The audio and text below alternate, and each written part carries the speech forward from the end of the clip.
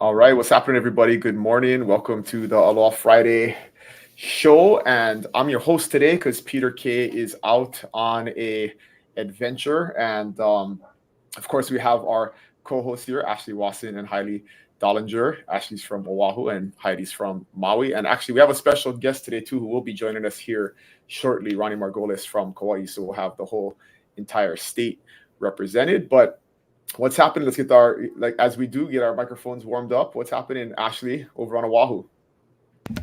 Should be a rainy morning. I don't know what the weather is like for you guys, but it's rainy and it's a little bit chilly, and I'm whipping out my socks. I love it though. It's great for the garden and the grass, and I like our cold months. This is probably going to be the last cold months that we'll see for some time. So I'm enjoying the rain. Yes, I was on Kauai on Monday, and it was like way colder than the Big Island for whatever reason. It was weird that just a different island is different. So but that's how it is. So I mean, it's way colder if you go like to Wahiwa, for example. It's 6 to 8 degrees cooler on average. So maybe the elevation of where you're on Big Island, maybe thicker probably. clouds. No, it was colder on Kauai than it was on the Big Island when I flew home, and I live at elevation, so it's usually pretty cool. So it was Yeah, it was odd. Yeah. that is odd. What's happening, Heidi? What's going on Maui? I'm doing great over here. Yeah, it's a little bit rainy and overcast this morning, but cold here is just below 70 degrees. It's really not cold. Yeah, I was over hiking around Iao Valley on Maui, which is just a really cool place to hike along a stream and be out in the woods, and that was awesome. So super grateful for that. And yeah, just adjusting to our new time since we don't have daylight savings time. The show time changes a little bit. So working on my morning schedule, but happy to be here. I almost messed that up. I was like totally planning on 10 a.m. and then I was doing some work and then I looked at my calendar and I'm like, oh my goodness, it's 9. So then that's why I sent the reminder out to you guys because I was like, we totally blow this I up. just got used to the old time and I had my routine and now I'm like, oh, okay. I thought they were getting rid of it. I thought they were gonna be done with the whole time difference. Like parents, can you imagine getting your babies and stuff on sleeping schedules and then having to adjust? We just have to adjust to the mainland. But these families, I forget what it's like to have to adjust to the actual difference of your children's sleeping schedule. Yes. And I was actually in Dallas on or whatever, Monday. And I was Kauai on Wednesday. So I misspoke earlier. I was Kauai Wednesday, but I was Dallas on Monday. And it was Sunday night is when daylight savings time changed. And I went to a gym in the morning and I showed up at 6, but the clock on the wall said 5. And I'm like, I wonder if they're not opening because it was just the clock didn't reset. But I was like, did I screw this up? Because we don't deal with daylight savings time. So I never factored that into account, but it worked out. So everybody was there and it was all good. So, all right, here's Ronnie. Ronnie's joining us. Ronnie, welcome just in time. That's how I do my hair, Ashley. Oh, I need to take some tips. I like your haircut better. Oh, it gets easier at this point. So this is not Ronnie's first time on the show. He's been on, I think, one time before, Ronnie, or has it been a couple of times? One time. So if you guys have any questions for the Kauai expert, Ronnie is on today, and he'll add his thoughts on the rest of the stuff that we're talking about. But it looks like it's 9 a.m., so we're going to get rocking and rolling here. So let me see if I can do these slides right. All right, here we go. So this is the Aloha Friday Hawaii show. If you guys have any questions, just pop them in the chat. I'm going to do my best to monitor here and answer those questions. I mentioned earlier, Peter is on a trip with his family for this week, and so I'm taking over the hosting seat this week, and I'll do my best to fill his large shoes. But the first thing, as we always do, is the Hawaii news. This is the agenda, the Hawaii news. We're going to do the market update. We're going to take your questions. We got our diamonds and deals, and we got our closing thoughts at the end. So the first thing is on the Hawaii news. There's a couple of things that are happening here in Hawaii, but the big thing we're going to talk about is some breaking news that came out this morning. But the first thing is Hawaii judges. This is an interesting thing about Hawaii the Hawaii legal system is our judges are appointed, but they must retire by age 70. And so it's somewhat ironic that we age discriminate against our judges, but that's how they keep new blood going in, because there isn't any election process or anything like that. You get appointed until you're 70, regardless of what your age is when you start. And so there's some discussion about increasing that to 75. And so we'll see if that passes the legislature. There's another big Hawaiian homes project here on the Big Island that's being proposed. This is something that has always been, if you're familiar with that program in Hawaii, it's a program for people of Hawaiian ancestry to get homes on leased land, 99-year leases, and it's always been a problem in terms of a backlog of people and demand to use that benefit, and the state never funds it fully. And so there's a big project here on the Big Island that's proposed that would definitely help with our woes here in terms of the housing prices and availability. One big story that's near and dear to our heart here on the Big Island and in Kona particularly is the Kona coffee issue. And so this is continually for 12 years we've been talking about doing some type of regulation in terms of the marketing and use of Hawaii terms in coffee naming. So Kona coffee is the biggest name, but now we have Maui coffee and Kauai coffee and different brands, and there hasn't been any regulation on how much or how little you have to have in the blend in order to use the name. And so it looks like finally that regulation is getting some traction, is going to pass. So we'll see how that ends up at the end of the legislative year. There's a huge battery plant being put in on Leeward, Oahu. I don't know if you have any thoughts on that, Ashley, or any other information on that, but this is part of the state plan to be 100% renewable by 2045 or 2050, I think it is. But definitely that's going to be a component that's going to be needed if we are ever to reach that goal. But any thoughts on that, Ashley, on the battery storage over on Oahu?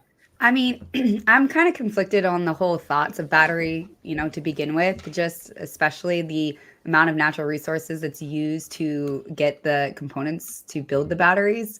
I feel like they're just taking, one evil and replacing it with another. But I think it's essential we do something. We do keep losing power. I'd say like this year, we've lost power more times this year, and we're only in March, than we did all of last year. Or at least I've experienced that here personally on Kailua. So I am happy something is going to be done. As far as if it's more economic or environmentally sound, I think that's up for debate.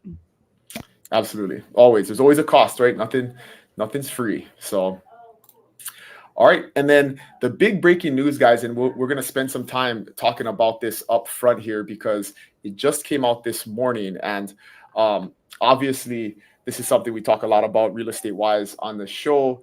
But this has been a thing we talked about a couple of shows ago. And there was a big announcement this morning that the National Association of Realtors is proposing a settlement to the verdict that was decided a couple of months ago. And I took some screenshots here of some headlines that are out there, which I'd like to start off by clarifying are very, very misleading. And of course, these are the headlines that get clicks. But from CNN, the 6% gross commission on buying or selling a home is gone after Realtors Association agreed to a seismic settlement. So that's not necessarily the case, and we'll talk about that in a little bit more detail. And then Powerful Realtor Group agrees to slash commissions to settle lawsuits. And so that's another, I think, misleading, and I'll get you guys' thoughts on this headline. I thought it's going up to 8%. That's why they said that 6% is gone. Right. They want to give us all a raise.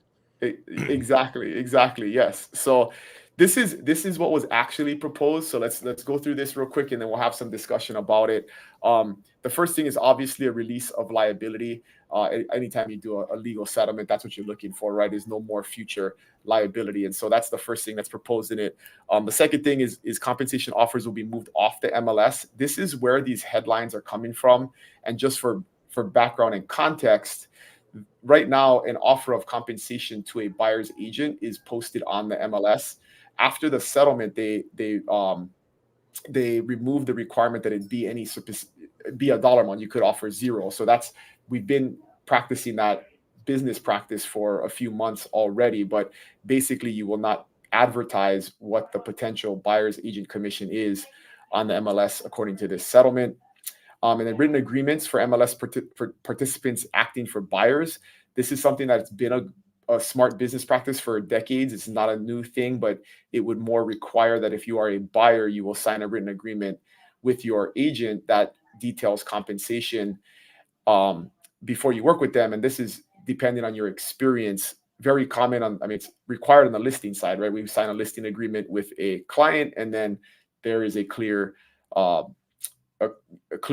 compensation structure attached to that. On the buyer side, it's not as common, but this is something that going forward, we're going to have to look at implementing and using, is that if you are working with an agent as a buyer, you'll sign an agreement similar to a listing agreement that details your relationship and your compensation. Heidi just messaged me that she lost power, so we're going to keep going. This is a live show, and hopefully she can make it back. And then the irony we just talked about, losing power. Yes, that's funny. Yes, exactly. Just talked about our woes about power in Hawaii, and then Apparently they need a power plant on Maui too. yeah, more batteries. They need more batteries.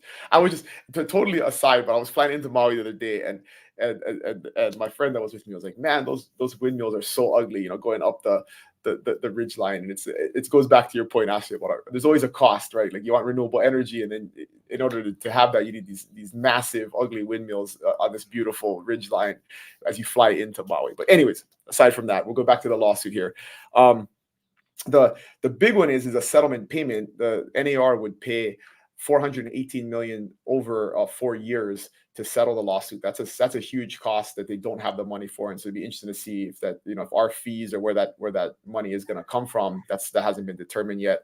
And then of course NAR continues to deny any wrongdoing. This is not an admission of any type of wrongdoing or commission setting or any conspiracy to charge sellers more than is necessary. So what are your guys thoughts on this? Any initial reaction to this proposed settlement? Well, I think for realtors, and you know, this is a professional industry, right? We talk about our doctor and their practice, our attorneys and their practice, our realtors and their practice, and we're all in different professions, and we're all practicing to get better.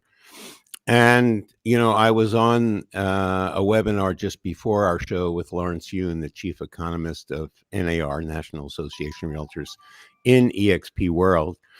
And, you know, he was just citing all these stats, but 90% of the people that do real estate transactions, and we're talking about millions of homes, choose to use a realtor. And so we all know that these kinds of transactions may be the largest, you know, business purchase or investment in anyone's life. So the way the market's going to shift is the first volley, if you will be to the seller. Do you want to compensate the buyer's agent? It's not mandatory, right? It really has never been mandatory, and I think that's NAR's position. But, you know, would you like to do that? And if the seller says no, then it may bounce back to the buyer. And the buyer, you know, may participate. And time will tell how it flushes out, right? I mean, the 10% that want to sell it by themselves, you know, they're looking to cut out the seller's commission. Mm-hmm. And, you know, I don't know what the numbers are in terms of the satisfaction ratio, but, you know, realtors are trained. We go through tons of continuing education. We're skilled in negotiation. We handle a transaction. You know, we work as their advisor, their negotiator, you know, manage the fiduciary responsibility, handle hundreds of emails and texts and everything during a transaction. And I don't think most people buying a home, you know, are overwhelmed by the process. Imagine if they had to manage all that. So, absolutely. You know, I don't really see much changing. In our industry, you know, there are agents that charge 7% because they do even more, and they spend even more marketing, or they help with renovations, whatever. So those are my thoughts. I like it, Ashley. I think it's a can of worms of a conversation so to speak. There's several thoughts. I personally am in a transaction right now that's a long arm's length transaction where a family member is purchasing the home from another family member. And it's so challenging for the lenders and the people that are in the transaction to facilitate this without having a realtor. And so it was presented to them, do you want someone to help you guys facilitate this paperwork? And these are savvy individuals, but people have jobs and they have lives and they have a lot going on, and they just don't think of all of the details that are involved. And they chose to have me represent them in their family transaction. And so we had to have a discussion of who's paying what.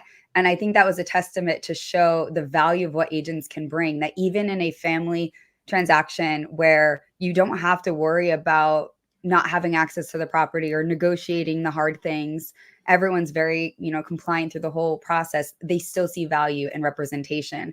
And I have another example too, where I get a call from someone yesterday that they are involved in a transaction with a friend, and they put in a offer on their neighbor's property across the way. And this will be a similar layout to what it's going to look like in the landscape of the MLS even, because this is an off-market example. And they put the offer and they present it to the seller, and the seller said, you know what, I want representation, but I don't want to pay for your representation. And now I'm going to bring a realtor in. And they brought in a discount broker. And this discount broker has a very poor reputation and a high litigation rate. And they're well known for it. And this broker said, you know what, we're going to draft your contract for you because the seller doesn't want to pay buyer's agent. Buyer has no funds, no additional funds outside of their closing costs and their down payment.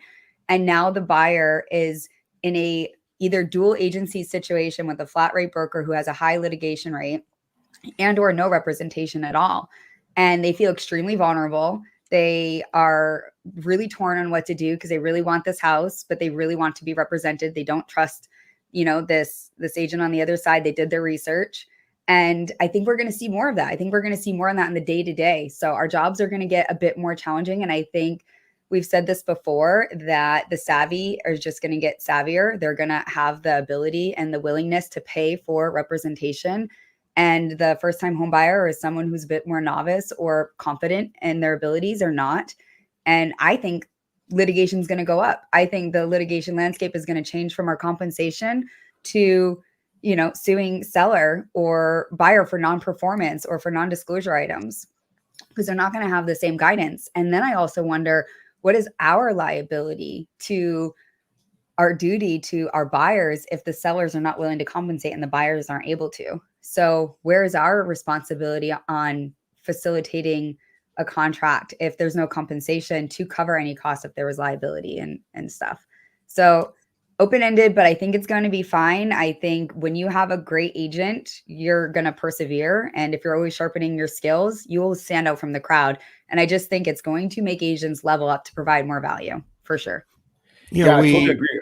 I'm in a situation, similar situation right now where it's family member buying for family member, but they felt like it was too complicated to do it on their own. So they retained us to help them do that process and just facilitate the paperwork and advise them on the process. But that's I think there's a lot of people that definitely understand that. What worries me is that, and this is what matters to consumers, right, is that the consumer who thinks they can do it on their own, the consequences are so high to learn that lesson that it's not a good idea. And unfortunately, like what you're talking about, actually about, you could end up in a lawsuit or have some huge costs, and maybe you'll learn your lesson and never do it again. But the cost of learning your lesson is extremely, extremely high. And that's the thing that really worries me in the short term, is if this becomes prevalent or more prevalent than it already is, because it has been going on for years. This is not a huge change. If you want to sell your property on your own, you absolutely can. If you want to buy a property without a representation, you absolutely can.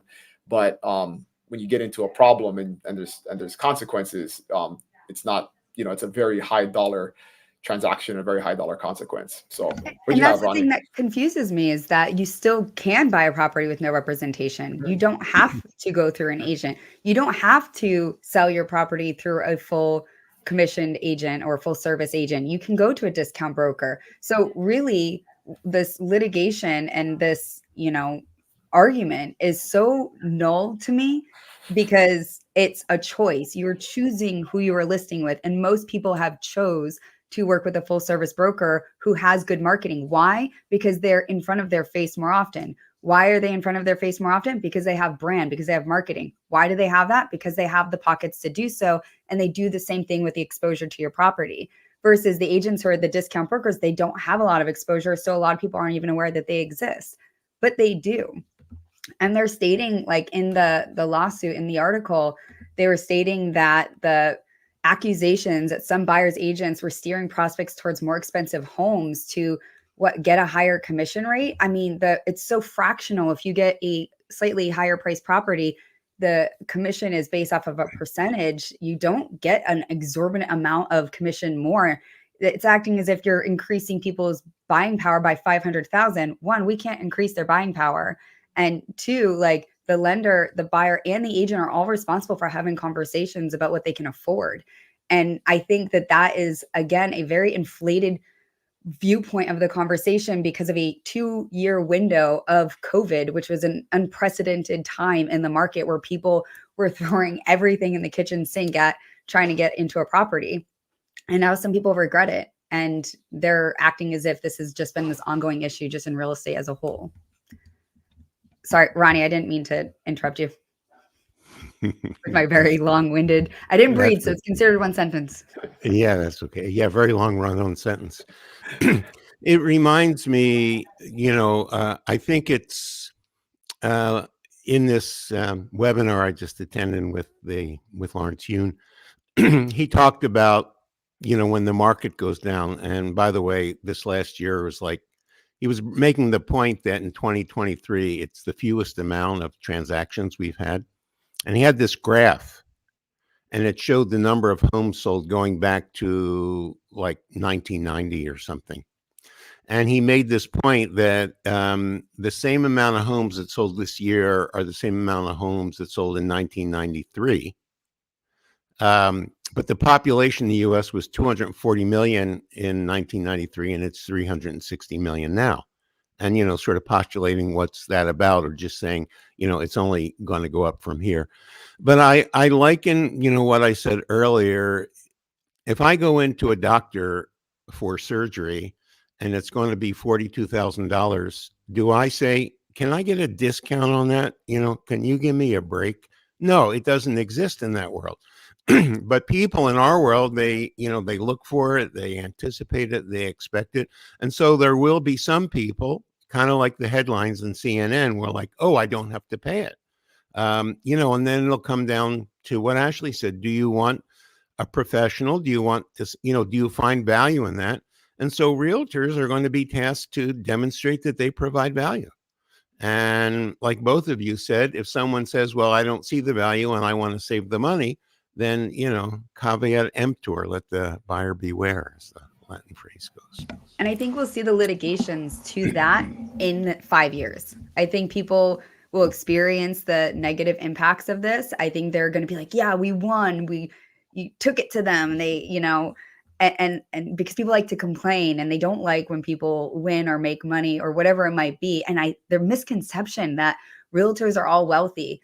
I mean, the statistics, Dylan, Ronnie, you probably know them better than I do, but I think it's like average is like less than $40,000 a year is like the average income. So below minimum wage. You have less than 5% of the licensed realtors are actually making a substantial amount of income that helps them thrive. But most of them are, side jobs, or they're just barely skating by because it's a very, very hard thing to accomplish on volume.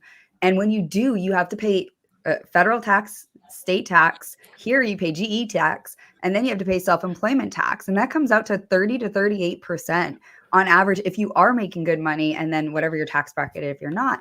And then in addition to that, you have broker split fees because the brokerage has to keep their lights on as well. And then you should reinvest it into yourself with marketing and appearing nice. Because if your realtor shows up and holes in their clothes and their car doors falling off, you're going to be like, are they okay? Can I trust them? So there's this misconception that realtors make so much money. And that, I think, is sort of the flame that lights this to make people go against them and want them to dissolve. Well, The reality is, we happen to be blessed with an opportunity to work. I'm so sorry, for global brokerage. And that gives us exposure with partners in Canada and 24 other countries to how real estate is done around the world. Hey, I'm on a live broadcast. Please be quiet. And in many countries, there is no buyer representation. That's it. So, I mean, in terms of, be quiet, of us making a living, obviously I go, well, I'm just going to focus on getting more listings. But I mean, that's my focus anyway. But, say it moves to that. Well, we just do the work that we do. And I think, sort of the culture of America, people are acclimated to, you get what you pay for type of thing, right? So it's a paradigm shift, and I'm sure it will accelerate the number of realtors that don't renew their licenses, in the coming years. And that's not a bad thing. I don't want to stay on the topic for too long, but to your point that in other countries, they don't have buyer representation. We are the most litigious country. So buyers are not going to be happy. Sellers agents are not going to be able to advise buyers the way that other agents can do in other countries. I was looking to buy property in Greece and it was really complicated. I wish I had someone to hold my hand through the process. But in America, I feel like we are so litigious that sellers agents are not going to walk buyers through the process if they're not getting compensated for the increase of liability. And I wonder we're talking too deep into it. No, and I think to put a bow on this thing, I think you had a great point, Ashley, that about just, people think, realtors make all this money, but the ones that do, there's some that do, but it's because they have a ton of value, right? And people value their expertise, they value their advisement, they value their experience, and they're being compensated for the value they're bringing to the world. And that's true of any industry. If your restaurant is really, really good, you charge $80 a dinner. If your restaurant's not very good, you charge 15, and the consumer has a choice on where they want to eat. So yeah, it's no different. So yeah, I think at the end of the day, there's not going to be any huge change to the way the consumer feels the business happen, outside of the fact that we're going to have a clear discussion up front about what compensation looks like, and then inject that into the negotiation in offers. And I think that's the thing that people are worried about. They think that there's going to be no buyer compensation at all, which is not necessarily the case. We're just going to have to include that in our negotiation when we talk to a seller. And from my standpoint, I will advise any seller who's considering to sell property to offer buyer compensation, because your number one most advantageous piece of marketing is the compensation you offer to every buyer's agent in the market. And if you don't do that, and buyer's agents are not calling all of their buyers when your property hits the market to get them to come and look at it, you may be leaving money on the table, more money than the compensation, because you're not exposing your property to the vast majority of people that are out there actively trying to sell it. So that's something that we're just all going to have a conversation with our sellers about. So, all right, moving on. And if you guys have any questions, you always can just pop them in the chat. I'm monitoring that over here. So if you have any questions about this or anything else, just put them in there. But we'll move on to our market updates and go around the state. So let's start at the northern tip with Ronnie. What's happening in the market up there on Kauai? And you're on mute, I believe.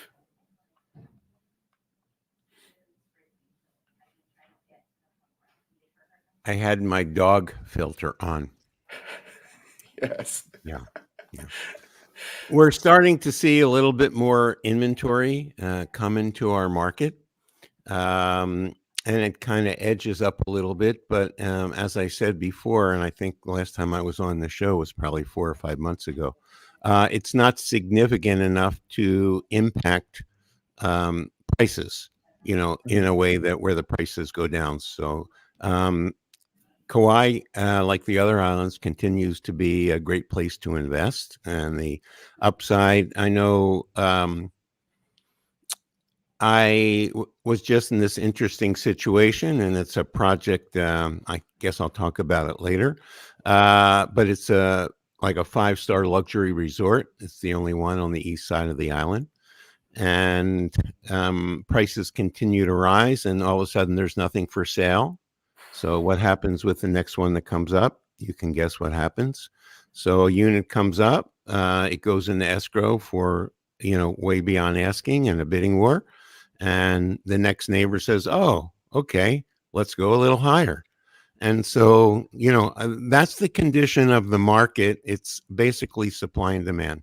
A little bit more inventory than we've had. And some areas of the market, I'd say in the $1 million to $1.5 million range. And, on an island where $1 million is the median price, that's kind of where the most amount of business happens. And if I'm a buyer and, I wrote an offer 6 months ago at one point, or a year ago at 1.5 million when the interest rates were lower, probably a year and a half ago now, and I want to go buy that same house now, the house costs more and the interest rates are higher. I can't afford it. So, those are the market conditions we're dealing with. And I think the creativity of the buyer's agent and the ability to do 3-2-1 buy downs and negotiate is the main way that, buyers can get a property that they love. Yeah, makes sense. What about you, Ashley? What's happening on Oahu? So Oahu is picking up. We're seeing lower days on market, or same days on market, to be honest, as last month, but we're seeing properties go at our asking price. Our max is 100% asking price. So for example, you used to have 103% asking price average because people were paying above. So that's the max that we're seeing. So that means people are not paying above the asking price, which is good for our buyer market. In the last 2 weeks since we were last on the show, there's been 261 sales. And to compare that to February, from the 1st to the 15th, there's 235 sales. So it's a small increase, but we're just seeing things go faster, like I said. And we're seeing less negotiation, especially if things have rental or large yards. They're going very fast. Of the 261 sales, 109 of those were single family homes, and 34 of those were under $1 million, and 152 condos. So it was single family homes are right up there with condos. And I thought that was interesting as well, because in comparison to last year, 77 of them were single family homes. And I think this is going to be, the second half of this month is going to be even more active than the first half. And I think it's just going to get a bit more aggressive from here. That's definitely what we're experiencing on the Big Island. Is the number of sales in February was the highest we've seen in the last 6 months. So the market, it seems like, is getting some momentum, even though inventory has not increased. The number of sales is picking up, which is, again, back to everybody's point, going to continue to drive prices up, because there's not enough stuff on the market, and everything that's on the market is selling quickly. Prices will continue to go up despite the interest rates. And that's what it's feeling like to me, is that the shock of the interest rates are kind of dissipating at this point. Back February of last year, we're 6 months into the high interest rate market, and people were really freaked out about it, and the market sold way down. But now people are kind of starting to understand that this is kind of the new norm for the foreseeable future, is the high 6% interest rate, and they're coming back into the market. So yeah, interesting times. On our Well, next show, we should talk you've about got to do the. Go ahead, young lady. I'm going to type it so I don't forget. Go. It's okay. No, a buyer has to do the math. I mean, I think we would all agree that, there's a lot of different reasons, and the numbers in the presentation earlier this morning, of all the people being born, of all the divorces, of all the aging, there's so many, different dynamics that affect properties put on the market. And so there will be more available. I think we can all agree we're going to see a little more inventory this year. But, the economics of the country that we, of course, have no control over, what all the experts are predicting is, rates are now hovering in the high 6s, and no one is expecting them or predicting that they're going to go down into the 5s this year. So if you're a buyer, you're sitting on the fence waiting for that. The delta between the prices that go up while you're waiting and the interest rates you're waiting to go down, you may be waiting for nothing. And obviously that's an individual choice, but it's just something to keep in mind. Maybe next year, we anticipate there will be 3, 4, 5, according to Lawrence Yun, 6 rate drops, and maybe we'll get down closer to 5. But quite honestly, what the industry experts are predicting is the new norm is going to be around 6%, and so we need to adjust, from the expectations of the last couple of years. Basically, we want to buy. I always remind people I bought my first house. I think it was 2005, and it was like a 6.5% interest rate, and everybody thought that was great at the time. So Yeah. it was a norm for a long time. What'd you have, Ashley? Go back to your notes. Two things, and I don't think we have time because I know everyone doesn't just want to hear about real estate the whole time, but we're all real estate nerds here, so it's probably one of the reasons why you tune in. But I think it would be cool to talk about the Decent, Affordable, Safe Housing for All Act. It's called DASH. It's a Down Payment Towards Equity Act of 2021.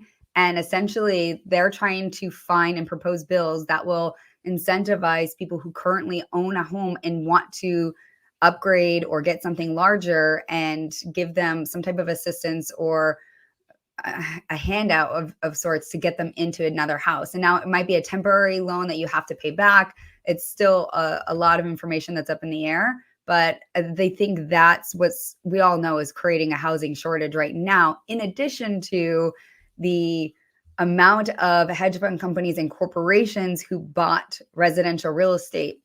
And a lot of people think that this is just a simple housing shortage over people not wanting to buy due to these interest rates, when in reality, I do think that's true.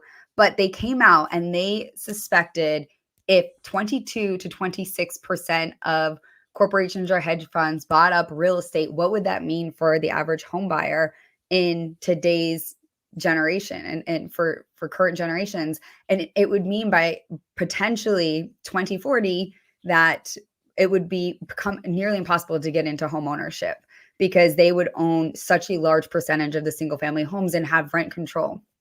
It came out that they bought 44% of the single family residential inventory in the nation.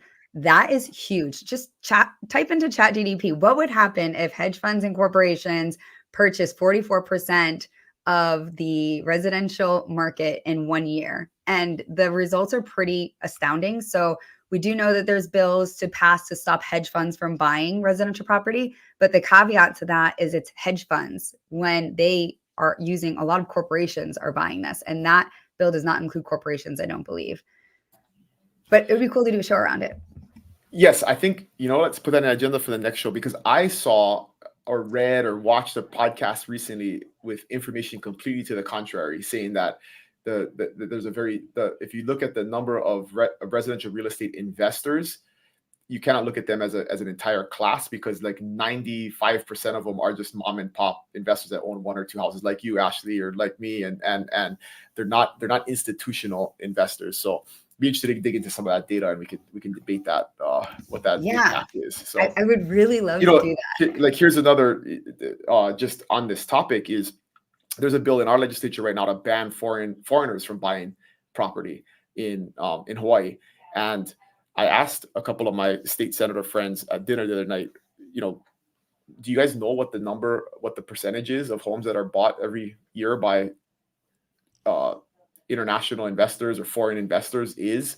And they didn't know. And I'm like, well, it's been 2% for the last 40 years. Like, it hasn't changed. And so if you ban foreigners from buying property, I mean, we're solving a 2% problem. It's not going to have a massive impact. And that's just what the data is. And it hasn't changed. But it's one of those things where it sounds really good, but it's really not going to have a significant impact. It doesn't really change anything. So yeah, interesting stuff. All right, let's move on to what do we got next on here? The station update. So livinginhawaii.com. If you are not signed up at the website for our weekly emails, go ahead and do that. There's tons of information about moving to Hawaii, living in Hawaii. You guys know it's the best resource. And that's one of the reasons you saw the announcement last week that Peter and I put on, that we're taking on, carrying on the torch, is that we want to continue to invest in this resource and be the number one resource for information about Hawaii and living here and being a good steward, and just making your transition as easy as possible, or if you're already here, making living here more enjoyable. So livinginhawaii.com, go check it out and sign up for the weekly newsletter, and that'll get you the links to this show and the replays if you're not watching this live. So a couple of questions we had. We're going to go back to one of the questions we had last week because we had a follow-up to it. And again, if you guys, anybody online has any questions, just pop them in the chat and we'll go to you guys since you guys are on live. But we had a question about endocrinologists last week, which I didn't even know. When I saw the pre-show slides, I had to go and Google what that even was. And we got some clarification that it's a specialist in diabetes. And so we had a discussion about this.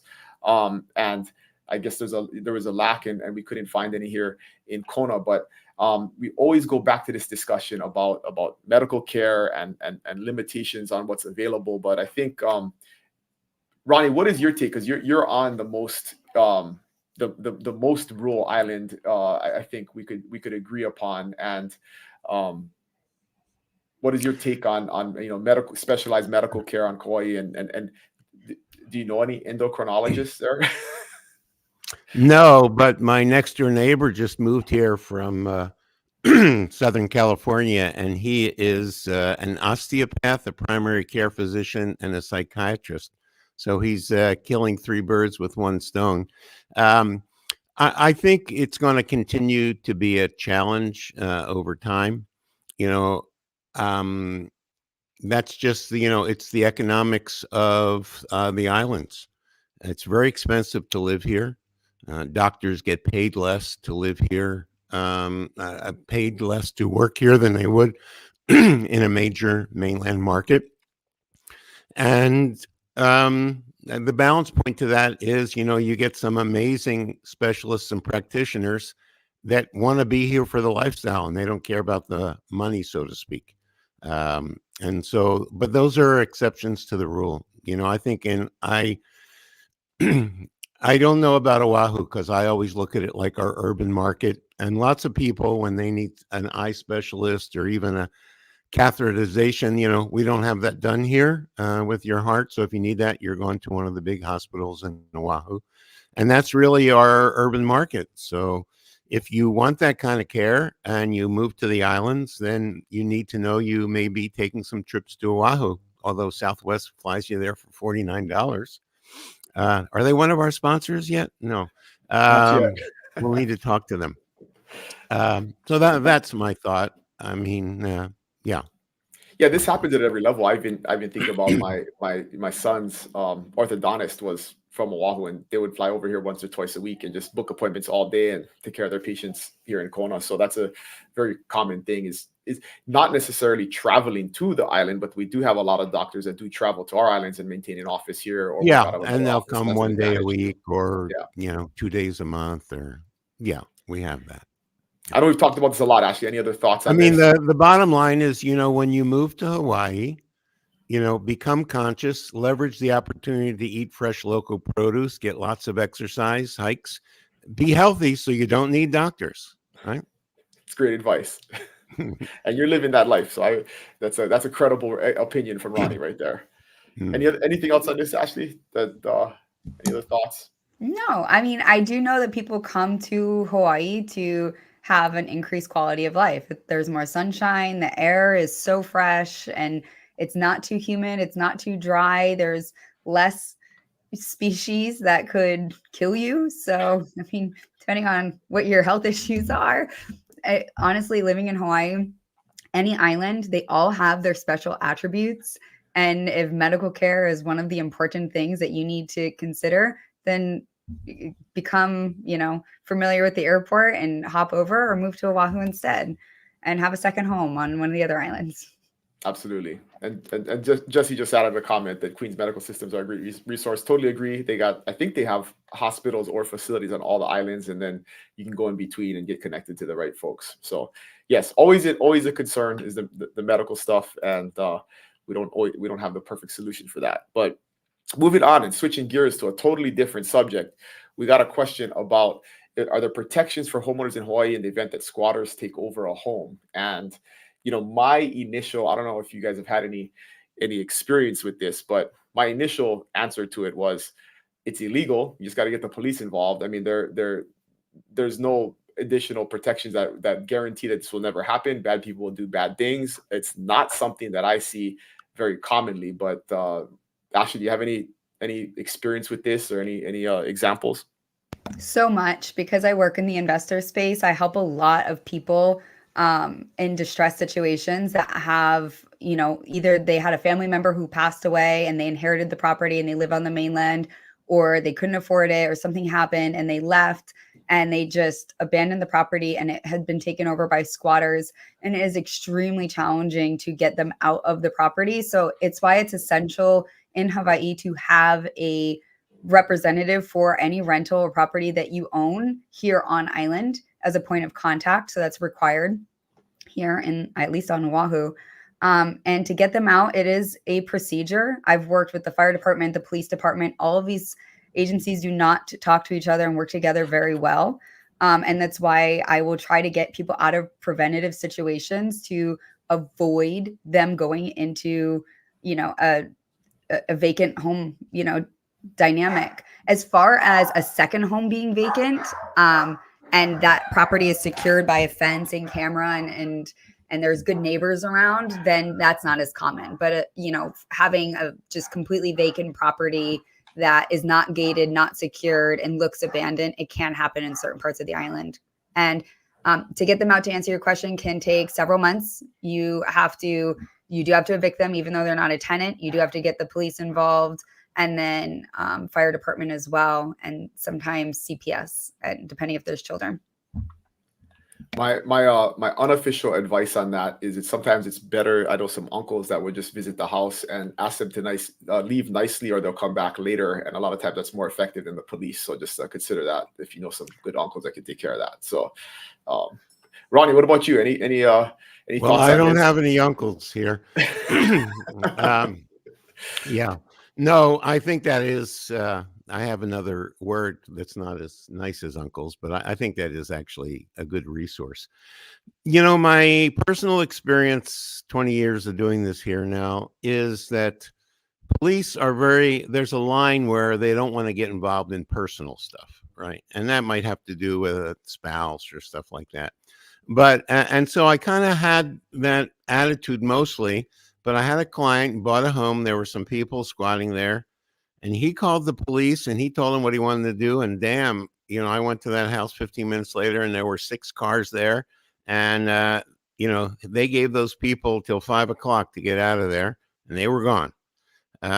So, hey, I think another reason to hire a realtor, whether it's uncles or the police, we have the relationships with the community or know the attorneys. I will say it's really a separate question, but, evicting someone, so not a squatter now, maybe a holdover tenant or something, that's not a fast and easy process in the islands, at least on my island. That usually can take 60 to 90 days.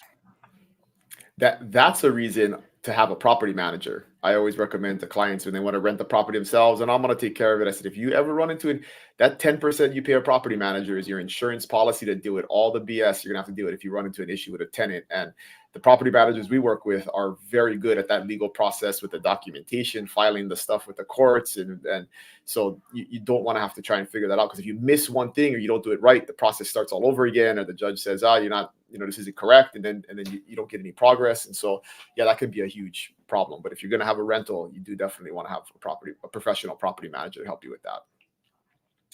All right. Any other thoughts on this? We're moving right along. We're doing good on time here. So let's jump forward to our diamonds and deals. Wait, should you say hi to everyone? Do you not? Oh, see, okay, good. This is good. So yes, there's a bunch of people yes. So see, this is why we were a team here, right? And I'm not the professional host, but we got Judy, who's always on. What's up, Judy? I know they're making their move soon, so super stoked to have them on. We got Kel on here saying good morning. Kanaya, who's always on from Austin. How's it going, Kanaya? And then Jesse likes my term uncles. It is a term, it's a technical term of people who you can get things done in lots of different ways, right? So what's up, everybody? Thanks for joining us. Let us know if you have any questions. Go up. We've got Steve, and we got we got Steve too. Yes. Okay. See, Ashley's helping manage the program here.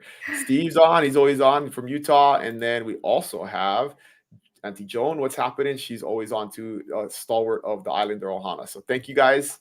Stoked to have you guys with us this morning. All right, let's go back to our diamonds and deals here. Let's see who's up first. Heidi is gone and never made it back. So I guess the power didn't come back on in Maui, but this looks like a great residence, historic residence, 1.7. I'll talk about it, even though I know nothing about it. But if you want any more information, you know how to get a hold of Heidi. All right, Ashley, you're up. Okay, so I wanted to showcase this one, even though it's not my listing. It's listed by James Chan at Compass because this is down the street from me, and I obviously have a preference to Kailua. So this is off of Onakea Drive, and it's 1 block from the beach, which is just prime real estate in Kailua. These are old houses, so it depends if you want that more cottage feel or not. There's 2 dwellings on the property with an in-ground pool. And I just love that it's a grassy yard around it. Normally in Kailua, when you have a pool, there's very little space in the yard, or it's not placed in a way that feels, it's very tropical. It might be enclosed, but not where it feels like you have this big, imagine kids like kicking the ball or playing fetch with, your dog on the side and they're jumping into the pool. And then you just walk to the beach, it's 4th of July. I just love this house. It was such a vibe. And actually 3.4 million is about the going rate for something like this in this area, especially for over 14,000 square feet of land. I love it. I want to be down this close to the beach. So this is a goal of mine. That's wild. That 3.4 is the. So you're moving, Ashley? You're moving down to the beach then? You're going? She's pretty close, right? So it's only the going rate because it has the 2 structures, the large lot and the pool, and it's 1 block from the beach.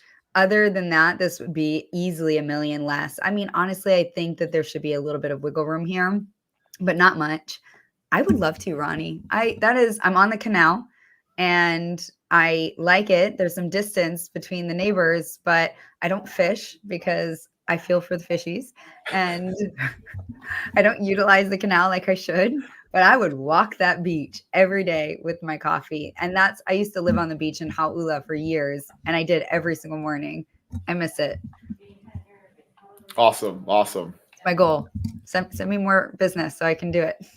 Yes. Working on that. All right. Well, we got, this is Ronnie. Here we go. It's Ronnie to edit. This is the Waipouli Beach Resort. I guess I went to the different slide.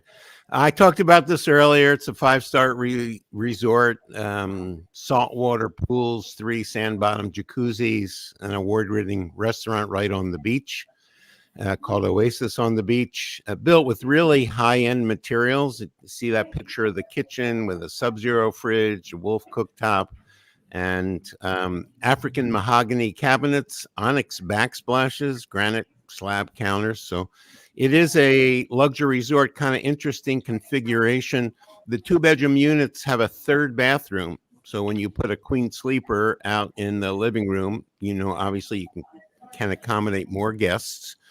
And this is a really popular place for people that want to live in luxury, part of the year and vacation in it. You can either use Outrigger, who's one of the larger companies in this area of the planet, or there's plenty of Airbnb, VRBO type owners there that obviously net more money, but they have more responsibility. So this is unit B104. It's listed at 1.379 million, and B103 just recently went into escrow, and it was priced a little bit less. That seems like a pretty good deal. That seems like a pretty good deal, though. 1.3. What's the maintenance fees? The maintenance fees are for the 2-bedroom units, $1,741 a month. There you go. Does that include electric? No, and in fact, this place has central air. You won't find much of that because most of the condos here are older. So a lot of people put these auto sensing units in their condos, right? So that when guests go out, it turns the AC off. But the electric bills can be pretty high.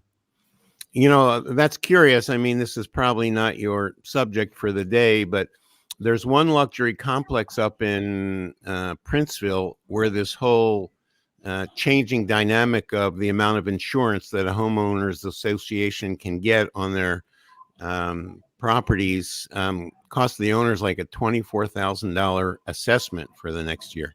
And that's a huge number. Is that an assessment for that HOA right now? And do they have 100% hurricane insurance? I don't know the specifics since I don't live there. I don't know. That's a great question. But it's basically the main fee just is the delta for them to have 100% insurance, right? It's caused by the inability to insure at 100%.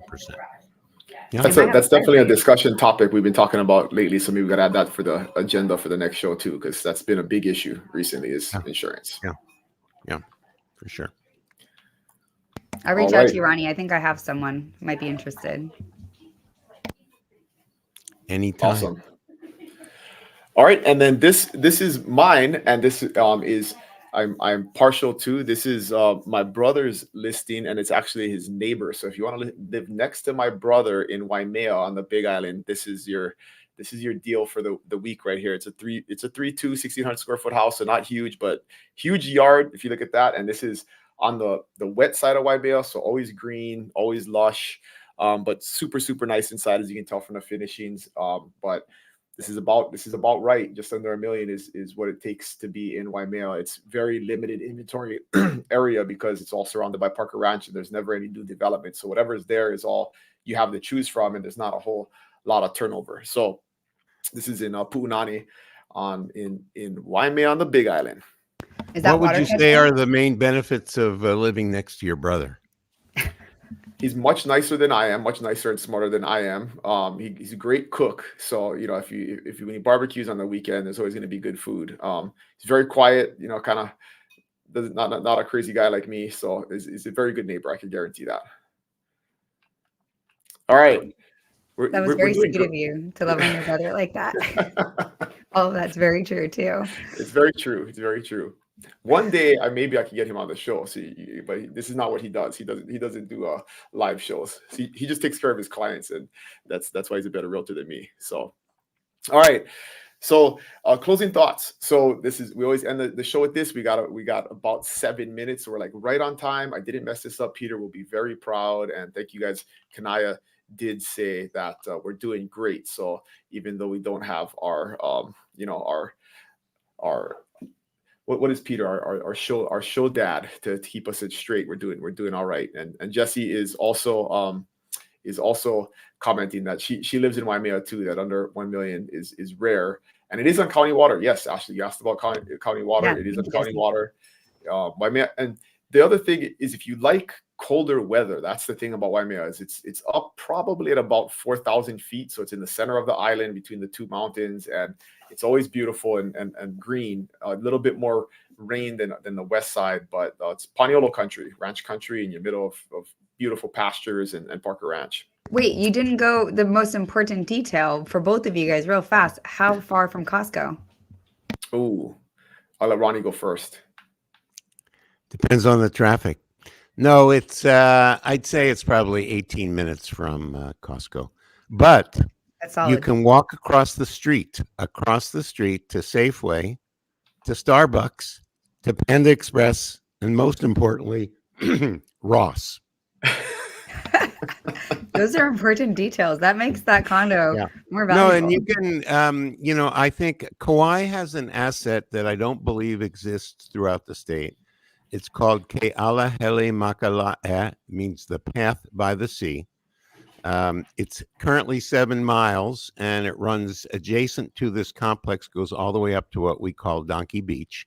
It's a multi-use path, biking. You see people with their dogs. I often walk out there right by the ocean. And the next phase is about to be bid on, and that will go from, Lidgate Park all the way down to Ahukini Landing, all the way down to the airport. So at that point, it'll be 14 miles long. And It's really one of the main assets of the east side. It's really incredible. Really cool. It's right you can step onto it right in front of the Waipouli Beach Resort. I think I have someone. I'm so excited. Thanks for the details. All right, Dylan, how far Love from it. Costco? 30 minutes. Waimea's a little, it's up north, but still very accessible. So Same for mine, but 5 minutes from Target and Whole Foods. love it. All right, now we're definitely on time, 9:55. So our closing thoughts. And one more comment here.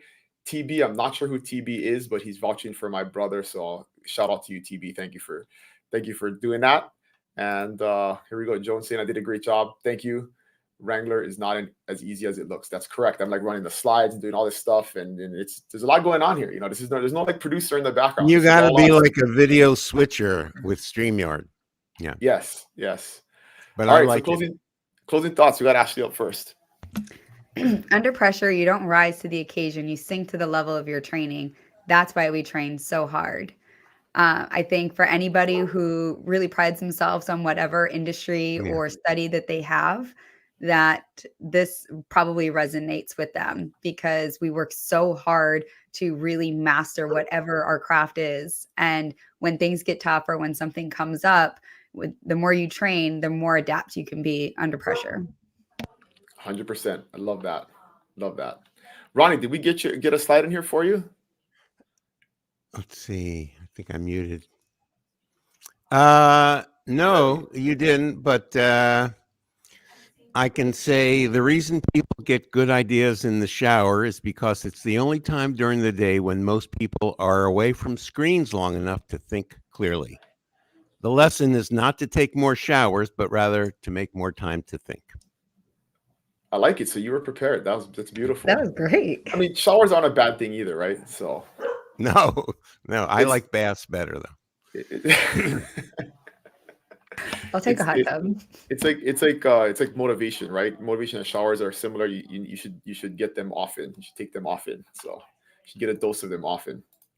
All right. So my closing thought, if I can do the slides right, is meeting you where you're at to get you to where you are going. This was from a meeting I was at earlier in the week in the business context, but I thought about it in the context of the show, and that's really been the mission, right? Is we meet people all over the spectrum in terms of where they're just in the phase of thinking about coming, and they're doing some evaluation to where they've made the decision to come, and now they need some real actual implementation, all the way to the point where we're actually helping them find a home and make that purchase. And then beyond that, where they just need help and support after coming and having a resource. And so I just thought it was a great embodiment of what we do. And I definitely appreciate you guys, Ronnie, Ashley, Heidi, for being a part of it, because we're always trying to meet people where you're at. Doesn't matter where you're at, and we're going to help you to get you to where you're going. And so it's going to be around people like that have that mindset, that are always looking to contribute and provide value. And that's definitely been a huge thing about the growth of this community, and it's cool to now be playing a larger part of it. So I got one more thought, if you'll allow me. Yes. Another interesting idea. You can go to hell without moving an inch. Just focus on what you lack. There you go. Can taste heaven without leaving earth. Just rejoice in what you have. Gratefulness mindset, right? Always. That kind of ties in Peter for us. Thank you, Ronnie. Yes, we don't have Peter's proverb today, but he'll be back in 2 weeks. And so that's the final slide here, guys, is we will be back in 2 weeks. We're even talking about potentially going to a weekly show. And so we'll keep you guys posted on that. And the new developments, nothing's going to change significantly, but we definitely want to improve. So if you guys have any ideas or thoughts on content or things that we can provide, we're always open to it, and always appreciate you guys watching. So let's wrap up here and say goodbye. Ronnie, you want to go first? No, I'll just say mahalo, and thanks for inviting me. I didn't have enough time to notify my dog, so she's letting me know that she needs a little more attention. But it's been a fun hour, and if we can be of service to you here on Kauai, we've got a great group of 5 agents that cover the entire island, and we'd love to talk to you and learn about your interest in the Garden Island. Love it. Thanks for coming on, Ronnie. Ashley? Have a great weekend, everyone. Aloha. Yep. And thank you guys. We'll see you guys in 2 weeks. Have an awesome weekend.